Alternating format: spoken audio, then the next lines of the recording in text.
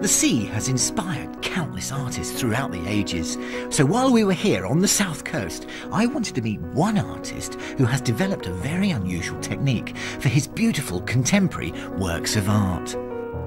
Adam Arbide became fascinated with the works of 16th century marble fresco artists, and over the years has experimented with their ancient methods to produce his own unique style.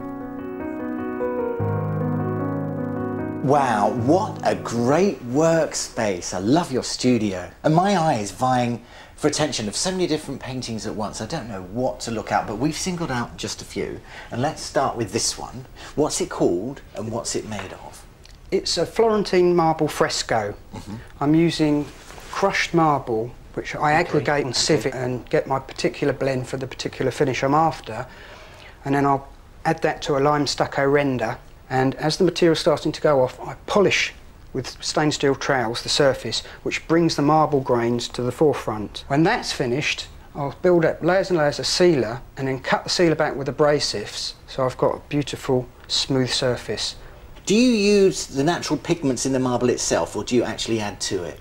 I try and use as little paint as possible and source actual earth pigments, granite, glass, iron ore, metal ore, to create the coloration rather than using a traditional pigment. I also like the idea that you, instead of squeezing a pigment out of a tube and using something micronized, changing the whole scale of pigment and using chunky material. I was going to say, my eye is being drawn to the bottom of the work here. I can see that's marble, and as it's moving down, it starts to undulate. It looks like you've taken layers away, but also added a lot. Then I start applying the fresco marble in a textured form. And over the top of this particular area, I've put platinum leaf because I wanted a sparkling water without actually using traditional blues. Yeah, it's like the foaming sea there, isn't it? Absolutely, yeah. And what about right at the very bottom? Is that sand? What I've used there is crushed granite, marble, metal ore and glass. I've then reblended that and reapplied it in a paler combination to give the sea foam quality. Do you know, this is the first time I've ever seen anything like this in my life. How long did it take you to do? It took about 6 weeks to create this, so I can get really involved in it and let the colours and textures be absorbed into me and then back onto the piece again. At what stage do you know when you're actually happy and finished with it? You get to the stage where you have to stop and leave it for a few days, put it away, don't look at it, and then get it out and fresh and judge it with fresh eyes. Yeah. Can I look at this one as well? This was a very good day when I found this technique. What I used was crushed marble and I blended it with some other materials and whisked it, and it took on a very bubbly foam quality. And when I applied it and the bubbles burst, it translated into a corally foam, which is quite interesting considering it's a very, very hard material representing a very soft material. That's lovely, isn't it? Well, these are certainly collectibles of the future, aren't they? There's one more that's just grabbed my eye. This. Well, this is a new departure. I've started sourcing raw material, metal ore, fossils, carborundum. And how do you put them on there? What do you do? Do you glue them on? I put them in a special water-bound resin is the closest explanation I can give to it.